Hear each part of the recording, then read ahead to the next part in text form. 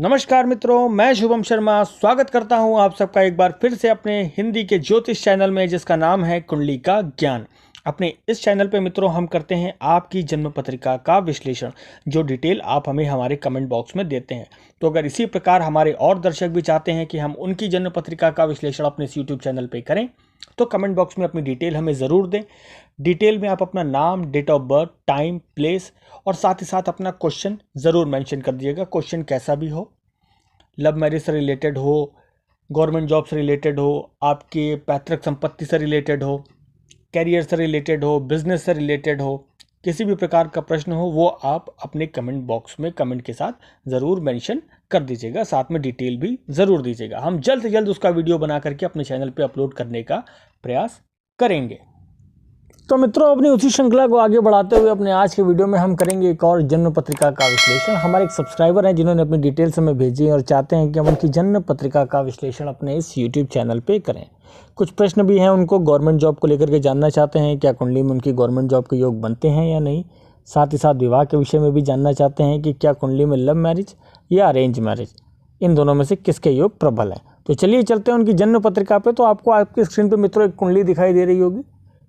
8 number से शुरू होती है कुंडली है, यानी वृश्चिक लग्न की कुंडली है। लग्न के स्वामी बनते हैं मंगल और मंगल विराजमान है कुंडली के दूसरे स्थान में। कोई भी लग्नेश अगर कुंडली के दूसरे स्थान में आ जाए तो ये धन योग बनता है। लग्नेश की ऐसी पोजीशन प्राय बहुत अच्छी मानी जाती है किसी भी कुंडली के लिए। साथ ही साथ कुंडली के दूसरे ही स्थान में बुध, गुरु और शुक्र भी विराजमान है। हालांकि सूर्य की वजह से बुध और गुरु यहाँ पर अस्त अवस्था में आ जाते हैं, जिसके उपाय करने आपको अति आवश्यक होंगे अपने आगे आने वाले समय में। अब बात करते हैं लग्न में, जहां पर सूर्य भी विराजमान है। सूर्य इस कुंडली में एक अति योग कारक प्लैनेट बनते हैं, क्योंकि कुंडली के दशम स्थान के स्वामी हैं और अपने परम मित्र मंगल के घर में विराजमान है। ये कुंडली के लिए बहुत ही बड़ा पॉजिटिव है यदि कुंडली के कर्म स्थान का स्वामी लग्न में आ जाए या लग्न स्थान का स्वामी कर्म में आ जाए। ये कुंडली के एक योग कारक प्लैनेट होते हैं और इनका अच्छी पोजिशन में होना कुंडली के लिए बहुत बड़ा पॉजिटिव बनता है। तो सूर्य यहाँ पर बैठ करके अपनी 7वीं दृष्टि से जो है वो कुंडली के सप्तम स्थान को देखते हैं, जो कि पत्नी स्थान होता है। वो भी कुंडली के लिए पॉजिटिव, अच्छे जीवन साथी की प्राप्ति कराते हैं। अब चलते हैं कुंडली के दूसरे स्थान में, और दूसरे स्थान में जैसे हमने आपको पहले ही बताया मंगल विराजमान है, साथ में बुध और गुरु जो कि अस्त अवस्था में है, और शुक्र भी विराजमान है। शुक्र आपकी इस कुंडली में सप्तम स्थान के साथ साथ द्वादश स्थान के भी स्वामी बनते हैं, और वो आपकी कुंडली में द्वितीय स्थान में विराजमान है। सप्तमेश अपने से अगर अष्टम हो तो इतना पॉजिटिव कुंडली के लिए नहीं होता है, परंतु शुक्र यहाँ पे 12वें स्थान के भी स्वामी माने जाते हैं, और इस कुंडली में 12वें स्थान के स्वामी हैं, और 12वें भाव का अधिपत्य शुक्रदेव के पास ही होता है। तो उनकी ये पोजीशन जो है वो खर्चों पे कंट्रोल करती है, अननेसेसरी के खर्चे नहीं होते, बल्कि धन संचय में वृद्धि करते हैं ऐसे शुक्र यहाँ पर बैठ करके।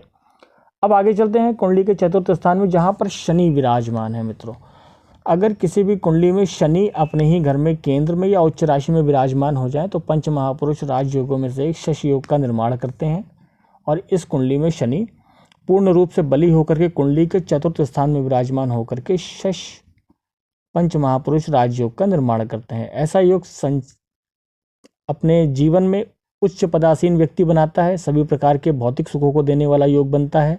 शनि अपनी दशा अंतरदशा में सभी प्रकार के सुखों को देंगे, और साथ ही साथ जीवन के इनके सभी ऑब्स्टेकल भी जो है वो दूर करेंगे। तो मित्रों, अपनी ये जो जन्म पत्रिका का हम विश्लेषण कर रहे हैं, इसकी डिटेल हमें भेजी थी शिवम शर्मा जी ने मुजफ्फरनगर यूपी से। तो चलिए अब आगे बढ़ते हैं कुंडली के पंचम स्थान में, जहाँ पर केतु विराजमान है। केतु यहाँ पर बृहस्पति के घर में विराजमान, और केतु की ये पोजीशन इतनी ज़्यादा पॉजिटिव नहीं मानी जाती है, क्योंकि कुंडली में अगर केतु कुंडली के पंचम स्थान में हो तो वो विद्या में रुकावट, शत्रुओं की अधिकता, साथ ही साथ रिकॉग्निशन में प्रॉब्लम, ऐसी समस्याएं जो है वो जरूर देते हैं। अब आगे चलते हैं कुंडली के 9वें स्थान में, जहां पर स्वग्रही चंद्र विराजमान है। ये कुंडली के लिए बहुत बड़ा पॉजिटिव है, भाग्य का सपोर्ट सदैव इनको मिलेगा। चंद्रमा भाग्य स्थान में स्वग्रही है, अपने ही घर में विराजमान है, और त्रिकोण के स्वामी होकर के त्रिकोण में ही विराजमान है। बहुत उत्तम योग बनता है कुंडली के लिए। अब आगे चलते हैं कुंडली के 11वें भाव में, जहां पर राहु विराजमान है। कुंडली के अगर 11वें स्थान में राहु या कोई भी पाप ग्रह विराजमान हो तो वो कुंडली के लिए बहुत बड़ा पॉजिटिव माना जाता है। जितना ज़्यादा पापी ग्रह इस स्थान में विराजमान होगा, इनकम के सोर्सेज उतने ही ज़्यादा होंगे, उतनी ही ज़्यादा मात्रा में लाभ प्राप्ति कराते हैं अपनी दशा अंतरदशा में। पर मित्रों यदि आप राहु से केतु तक की और एक रेखा खींच दें तो केवल चंद्रमा जो है वो यहाँ पर बाहर होते हैं, बाकी सभी ग्रह राहु और केतु के मध्य आते हैं, जो कि आंशिक कालसर्प योग का निर्माण करते हैं। इसका उपाय कराना आपको बहुत आवश्यक है, वो आपके लिए अति उत्तम होगा। अब चलते हैं इनके प्रश्नों की तरफ। इनका पहला प्रश्न है इनकी गवर्नमेंट जॉब को लेकर के। तो सूर्य की स्थिति इस कुंडली में ये इशारा करती है कि सूर्य इनकी कुंडली में प्रबल योग कारक है, साथ ही साथ मंगल भी उत्तम है। अपनी दशा अंतरदशा में सूर्य और मंगल की दशा अंतरदशा में गवर्नमेंट जॉब का योग अवश्य कुंडली में बनते हैं।